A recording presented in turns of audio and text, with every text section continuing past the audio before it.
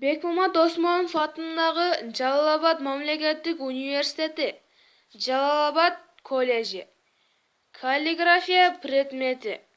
Окутуучу Маткаримова Элнура Жаныбековна.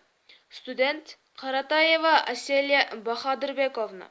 Тема: сөздөрдө, сүйлөмдөрдө тамгалардын бийиктигин бирдей тегизде жазууга үйрөтүү.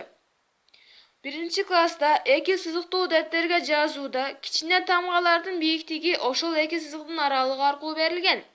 Ал эми баш тамганын бийиктигин окуучунун өзү аныктайт.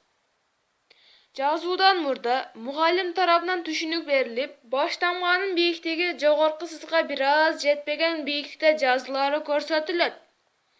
Баш тамганын бийиктиги 10 мм барабар. Башкача айтканда, жогорку сызыкка 2 мм жетпейт. Экинчи класста окуучулардын бардыгы тең сызыктардын аралыктары 9 мм барабар болгон бир сызыктуу дептерге жазууга өтүшөт. Кичине тамгалардын бийиктиги болжол менен ушул аралыктын 3төн 1-ине барабар болууга тийиш. Окуучулар бир жыл бою кичине тамгаларды даяр сызыктар боюнча жазып келишкендиктен, тамгалардын бийиктигин бирдей тегиздигинин сактоо жөнүндө эч ой жүргүзүшкөн эмес. Ал эми экинчи класста бир сызыктуу дептерге жазууга өткөндөн баштап, тамгалардын бийиктигин биркелки тегиз эмеслиги байкалат. Өзгөчө саптын аяк ченине келгенде тамгалардын бийиктиги өтө кичирейтилип жиберилет. Экинчи класстан баштап тамгалардын бийиктигин бирдей тегизде жазабыз деген эреже кийрилет. Балдар көнүккөнгө чейин тамгалардын бийиктигинин биркелки тегиздикте жазылышы мугалим тарабынан дайыма эскертилип жана талап кылынып турат.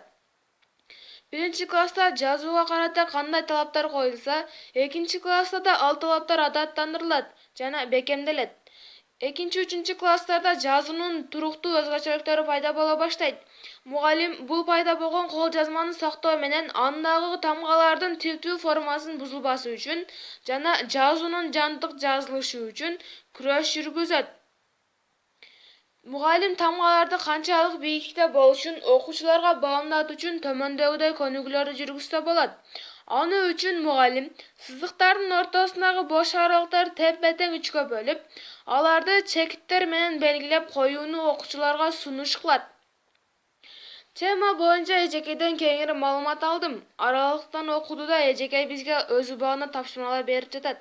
Эжекей, ишиңизге ийгилик.